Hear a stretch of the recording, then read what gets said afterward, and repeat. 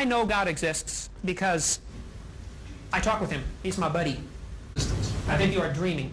Fine, I think you're dreaming when you dream about God, so are you. Thanks for stopping by my channel. I'm going to assume you know who Ken Hovind is and what he apologizes for. Kent claims to have taught science class for over 15 years. Imagine my wonder when I came across a 30-year-old video of Kent preaching to a college class.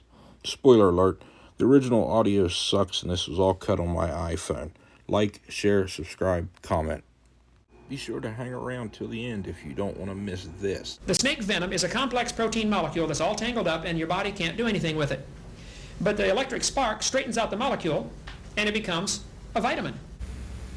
Well, I could easily beat her up. Marvelous. Then let us begin. I've been an evangelist doing seminars on creation, evolution, and dinosaurs.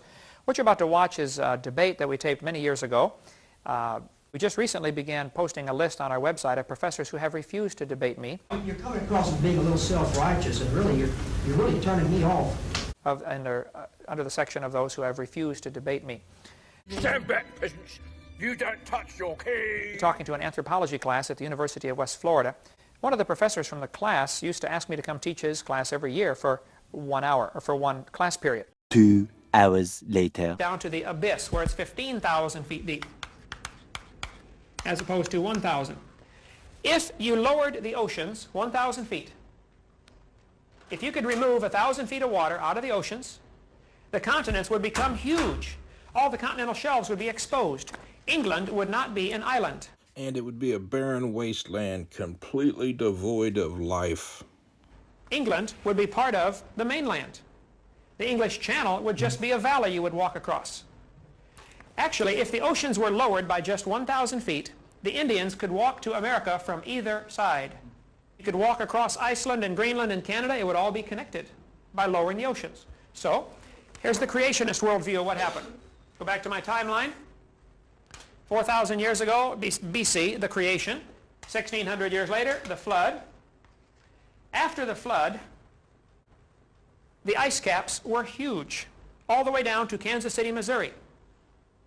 If you trap that much water in the form of ice, you're going to lower the oceans considerably. Let's say that 1,000 feet of ocean water used to be part of the ice. Okay, Kent, where did the other 20,000 feet of water go after the flood? So for the first couple of hundred years after the flood, the people were able to walk literally any place in the world. Let's not forget about Kent's ice dome that used to completely surround the earth. It was a couple inches thick, a couple thousand feet up in the air, and it kept all the Bible boys alive for centuries. And when it broke, it made the polar ice caps. As the languages, after the Tower of Babel incident in the Bible, when the languages were created. Chief, you're not making any sense. Round the turbulent quick. The people broke up into their small inbreeding groups, and they traveled any place they felt like traveling. You could walk to Australia. There was no water in the way. If you lower the water, if you lower the ocean, that's a fact. There's a land bridge to every place.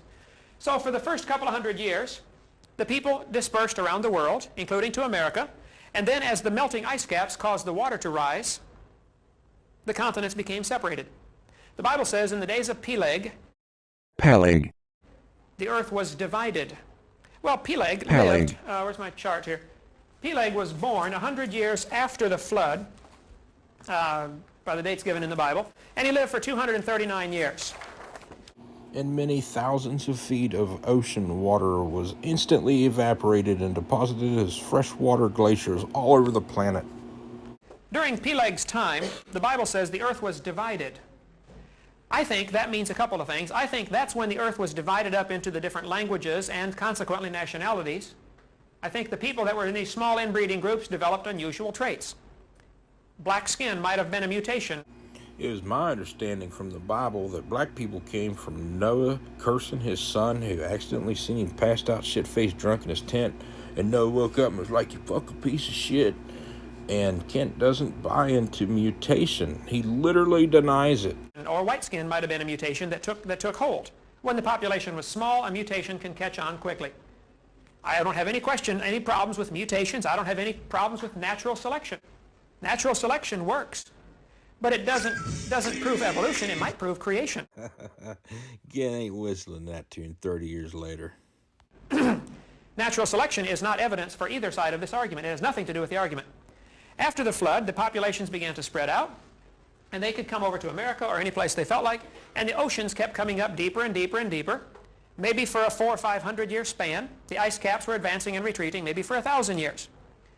During that time, cities would be built near the beach and consequently have to be abandoned as the waters come up. And maybe that's why we have legends of lost cities like Atlantis, and why there are some unusual features underwater. You know, there's some, looks like buildings in 30 feet deep water down by, Bermuda. Kent should go on tour with his sharpshooting act. The climate changes would cause a rising and lowering of the ocean, I think, pretty dramatically. So a long answer to a short question. The creationist would say the continental shelf was exposed, and that's why we have underwater erosional features like there are canyons bigger than Grand Canyon underwater. Kent narrowly avoided that landmine. Him and all his creationist homies believed that the Grand Canyon was carved in less than a year as the floodwaters receded to wherever.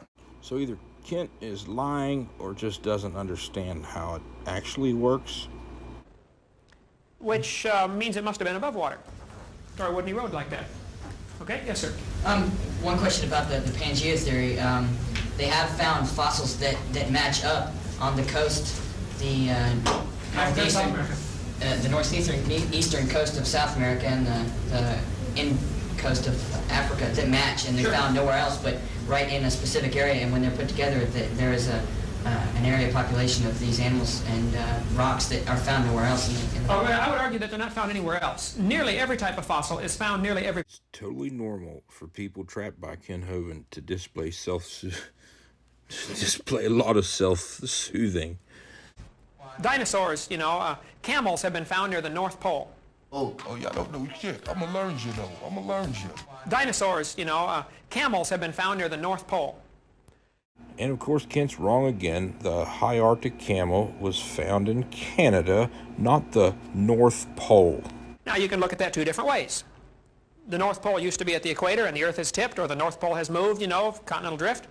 Or the world was perfect before the flood and camels lived at the North Pole. Man, I'm getting sympathetic shit cramps too, Ken. Here's what Canada looked like way back when, okay? It probably looked a little bit like this. And the fucking Canada was never the North Pole, retard. Or the flood lasting a year could have floated the dead carcasses anywhere, any place in the world. So the fact that there are similar fossils found on both continents does not disprove the creation model.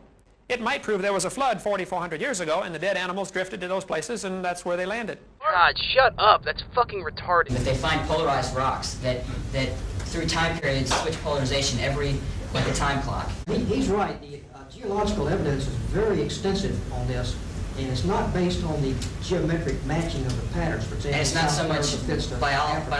That's a trivial part of it. Right. The details of the geology that's been accomplished over the years, 20 years, 60s and 70s, is really what proves this. It's not sketchy. Doesn't prove this. If you would look at the actual maps that have been made of the magnetic lines at the bottom of the ocean, they are nowhere close to what appears by the time it gets into the textbook. It's only 1% explored. It could be that the mid-Atlantic ridge is one of the rips where the fountains of the deep broke up. Oh yeah, I remember. That's where the oceans filled up with more water and then somehow emptied out. Yeah, I remember that.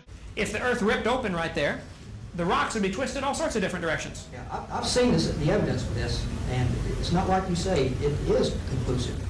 It feels good seeing Kent's victims push back against his bullshit grift. What in the hell was that noise? Is that a gish out? It is catastrophic down there at the bottom. Thomas G. Barnes is probably the world's expert in geomagnetism. He's a University of El Paso, Texas physics professor. He just retired here a couple years ago. He's written many papers for the government. What are you, a fucking geologist? Nope, just a physicist and young Earth creationist whose methodologies were accused of being flawed and who used a model that was outdated and obsolete. Because of his intensive research in the Earth's magnetic field, has become a creationist. Oh, they're adorable. He says for several reasons. Number one, the Earth's magnetic field is declining. It is getting weaker and weaker and weaker. This world can't be more than 25,000 years old, Thomas Barnes says. So Kent vehemently denies uniformitarianism and then tries to invoke it somewhere else. Because 25,000 years ago, the magnetic field would have been so strong, the heat generated would have destroyed all life on Earth. It was his evidence in magnetism, and especially studying the lines at the bottom of the ocean. He's Thomas G. Barnes. He still lives in El Paso, Texas. Didn't you just say that just because it's decreasing now doesn't mean it was decreasing for Right, no proof of it. He says, based on, of course, I could use the same argument for carbon dating. Right, yeah. That's Uniformitarian assumptions for all of it, right. Based on what we observe today, since Gauss and those fellows, measured the magnetic strength of the Earth, it is declining. NASA thinks the half-life is 830 years of our magnetic field. Now, they measure it more than anybody probably, but... Fucking liar. We've only been studying it for, 120 years accurately, maybe? And nobody's made a predictive model. We don't know exactly how it works, and your homeboy didn't figure it out either. But that has nothing to do with matching the corresponding magnetic patterns that exist on both sides of the rift. That's what you're really looking at. I'm saying if you looked at the actual data coming off as they drag their thing down there and get the coming off as they drag their thing down there and get the compass fluctuation. Please don't hurt me. You compare that to by the time it gets in the textbook as nice neat lines, 40 million, it's nowhere close. So Ken has an unhealthy obsession with children's books. He believes that science books should be so convoluted that children can never understand them. Here's a 1964 paper on the magnetic anomalies formed in the mid-Atlantic rift. Should we put all these diagrams in there too, Kent? Yes, it is catastrophic down there. It is. The data is good. It doesn't look like you say it. It's not bad like you say it is. I can assure you that actual data, if you can get the actual readings of the maps, compare them to what, by the time it gets into the textbook, there have been many smoothing out of the lines. Smoothing out of the lines. But it is still not proof. That's not true. I happen to have a master's degree in oceanography, and I have really looked at this in detail. Okay. And it's not sketchy like you say it is. It's good data. Could it be that the mid-Atlantic ridge is one of the rips? Fountains of the deep broke up, things flipped over, rocks were flipped every which direction. You are simple jack. You can right there see it happening right now today. Oh, it's spreading, no question. It is spreading. Now, they watched it with lasers bouncing off of the satellites, to see if Europe and America were getting further apart. After 8 years, the satellite fell out of orbit, and entropy again, and entropy again. Gravity, you fucking retard! Gravity! Have you ever heard of fucking gravity? But after 8 years, they watched for continental drift in the mid-Atlantic ridge. None was observed. So this 1989 New York Times article reads, Ken Hovind, liar, liar, pants on fire. But they said, well, because of atmospheric twinkle, the laser going through the atmosphere gets 0.046 arc seconds of atmospheric distortion. There may have been 3 centimeters, and we didn't detect it. Very true. There might have been undetectable because of allowance of error. So they interpreted that the continents are moving 3 centimeters a year, or something like that, and they may be. I'm not arguing that. There isn't real positive proof that they are, at least the mid-Atlantic ridge. We see the vents down there and things like that. There's no question they're hot water vents, and there seems to be new material forming down there. In 2023, Ken Hovind uses a desktop toy to show how it's all the same age. There's never anything new. But again, that doesn't disprove the idea of a flood 4,400 years ago. If the fountains of the deep broke up, the continents may have slid hundreds of miles in a few hours. And the surface of the Earth would have been doing this. And crashing in someplace else, lift up the Himalayas. Read the books on evolution. It talks about India crashing into Asia, raising the Himalayas. They use the same terminology. But it all could have happened in a few years. It doesn't have to take millions or hundreds of millions of years for that stuff to happen. If you've made it this far, like, share, comment, subscribe, all that jazz. The best stuff is still ahead. Religious worldviews, unsupported by the hard facts of science. And the argument is, hey, we can't teach religion in the schools, and I keep coming back, we already are. This is as much religious as this, or as much scientific. I'm telling you, in the books, and what we're teaching to our kids in school, and on Carl Sagan's show, Cosmos, billions of years ago, evolution is presented as if, as if it is a force that governs the universe. And sometimes it's even capitalized, capital E, evolution, like it is a god. Read your books. I bet I can find it in here, where the word evolution is capitalized. So, yeah, Kent, in books, sometimes we capitalize headings and titles and first words in sentences. Evolution is the driving force. It is God. Oh, I don't know. No, I never heard Read that. your book with that thought in mind, and I think you'll say, wow, that's what they're teaching. No, I advise you to read his book, read the study of what he did, and then talk about it. I think you are dreaming. Fine, I think you're dreaming when you dream about God, so are you. I mean, you got a ghost story going on here with supernatural So you have this puppet strings, and it's crazy. You have this mysterious process that is going from simple to complex. It's well defined. The reason they believed that is because they had not heard me speak. If they had been to my seminars, I would have said there is no proof of that either way. But let me give you an analogy. I taught geometry, science, and mathematics for years. In geometry, in plane geometry, you deal with just flat substances. Let's suppose we have two people, Mr. Flat and Mrs. Flat. Okay? Here they are, Mr. Flat and Mrs. Flat. They live in flatland. So Kent's going to metaphor flatland, where people's value is determined by the sum of their internal angles. And then he's going to give a chalkboard the shocker and then complain that nobody understands him. Suppose I, as a three-dimensional being, 3 Gläser.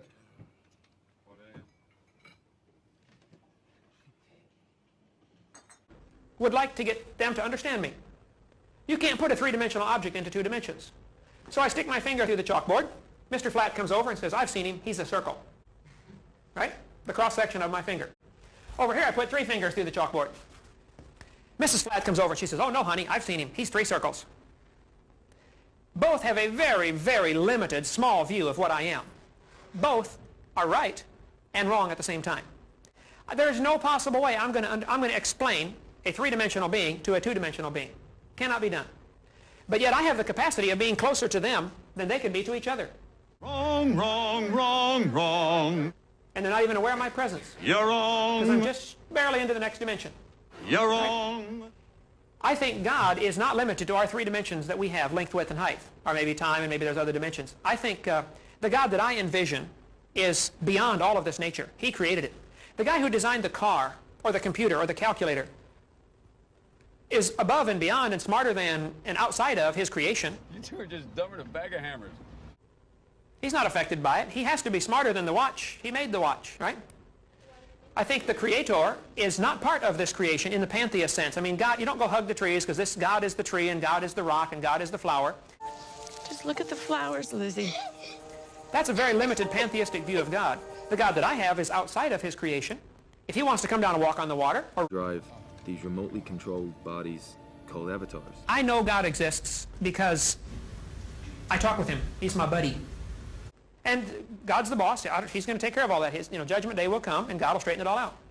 But until then, I've never seen him, but I'm going to serve him and worship him. I don't have to. I'm 41 years old. I can go do what I want. Mary, I am out of control. Yeah, you drugs. I can do what I want, bitch. I think one thing you ought to consider about us is quite a few of us are devout Christians. We practice our religion as well as you do, sure, often as you do. I didn't say you did. And we find it completely compatible with evolution, as we're talking about right now. You seem to keep be insisting that this is not the case, that because we are espousing evolution, that we are not Christians or something like you put on the board a while ago, we're associated with communists and Nazis. Well, yeah, it's true. Now, I think you're being misleading about us in that respect. In a sense, you're insulting us, and I think you ought to be careful about that in future talks to a group like this. Okay. No, I'm open for any suggestions. I want to help. You're coming across as being a little self-righteous, and really, you're really turning me off about the creationist viewpoint. At first, I was really enjoying the discussion, and now you're starting to get a little bit personal. So that's constructive criticism. Good observation. When I was at university, I attended lots of lectures. Hell, I met Maya Angelou, and I still don't know why the caged bird sings. These people are miserable. They haven't had a break in over 2 hours, and they are paying to be here, possibly only for extra credit. If this is true, there's no need for God. Why not? Why not? What did he do? That's what you're saying. Evolution is the process of change, not the process of It's creation. human nature to be a problem for us to try to find our own answers, isn't it? Yeah, that's God's finger snap, the Big Bang. Says the Christian pantheist? You better pay attention, boy. That science ain't important. Is teaching that God uses millions of years of suffering, misfits, death. He has no idea what he really wants. There's billions of blind alleys, dead ends. Species evolve, can't compete, they die out. Are you not imposing your three-dimensional worldview on God that exists in more dimensions? Bitch, I could do this forever. These states love me. God damn it. Fucking son of a fuck. No, I'm saying, to me, the evolutionist worldview is if they say God did this, then God is cruel. Well, you're telling us that unless we believe we're all going to burn. That seems pretty cruel to me. It wouldn't do any good for God to make robots. He could have programmed Adam and Eve like a computer. I feel like I'm maintaining. Am I maintaining, man? I'm 6'1", my wife is 5'0". I can go home, grab her by the throat and say, now you tell me you love me. Well, I could easily beat her up. 100 pounds, 5'0". But that's not what I want. I want her to want to love me. Here's the rules. Do this. Beautiful world. Got everything for you. I just don't want you to stay away from that one tree. I will pay for your sins if you'll accept me. Some don't want to, some do. The creationist tigers were not meat eaters? Absolutely. The Bible teaches before the flood, everything was vegetarian. When you go around telling people that Tyrannosaurus Rex used these gnarly-ass teeth to eat pineapples and coconuts in the Garden of Eden, you've probably lost your fucking mind. It was not until after the curse, when man sinned, or it was in Genesis chapter 9, Genesis 9:3, the Bible says, God told Noah, now you can eat meat. I know God exists because I talk with him. He's my buddy. I've been saved 25 years ago. I accepted Jesus Christ as my sacrifice. As far as venom for the snakes, the University of Oklahoma has done intensive research on snake venom. Oklahoma has plenty of rattlesnakes. They have found that if you get a snake bite and you shock it with a stun gun or with a spark plug, take a spark plug wire off, turn the motor over, zap, and spark. Yep. Nothing terrifying about that. If you shock the spot where the snake bit you, it will straighten out the protein molecule. When a snake bites you and injects the venom, be it hemotoxic or neurotoxic. Well, 2 out of 4 ain't bad. It's 50%. Kent, you forgot proteolytic and cytotoxic. The snake venom is a complex protein molecule that's all tangled up and your body can't do anything with it. But the electric spark straightens out the molecule and it becomes a vitamin. And 29 years later, Kent carries around a mechanical igniter in his pocket in case one of his park guests gets stung by a bee or bit by a snake, and I suspect it probably works a little bit like this. Get a little fresh. My finger! Every time. It's nutritious. Well, this is getting very bizarre here. You better go see what University of Oklahoma. Now listen carefully. No, it's true, but I mean, to think that snakes are around biting you for your own benefit is pretty... I think snakes, now just listen, snakes have very sensitive heat pit organs. They can sense 1/1000th of a degree. Citation definitely needed. Kent's the same age I am in this video, and August 5th, 1986, the New York Times releases this article from a doctor who seems to have just made all this shit up so he could sell a little shocking device. That's it. So when you're sick, a rattlesnake comes along and says, gee, you're running... This guy needs vaccinated. I'm going to bite him. Oh, that's... How did we get poisonous snakes? How did we get poisonous snakes? February 1992, the Journal of Wilderness Medicine released a paper on the effects of an electrical current on snake venom toxicity. I'll probably have to cut to find this quote, but it's a fucking doozy. The venom was electroshocked for 18 times longer than recommended by stun gun manufacturers. There was no measurable inactivation of venom in mice. Isn't this nice? Chewing the cheddar with the big cheeses, holding my own with sophistication and savoir-faire.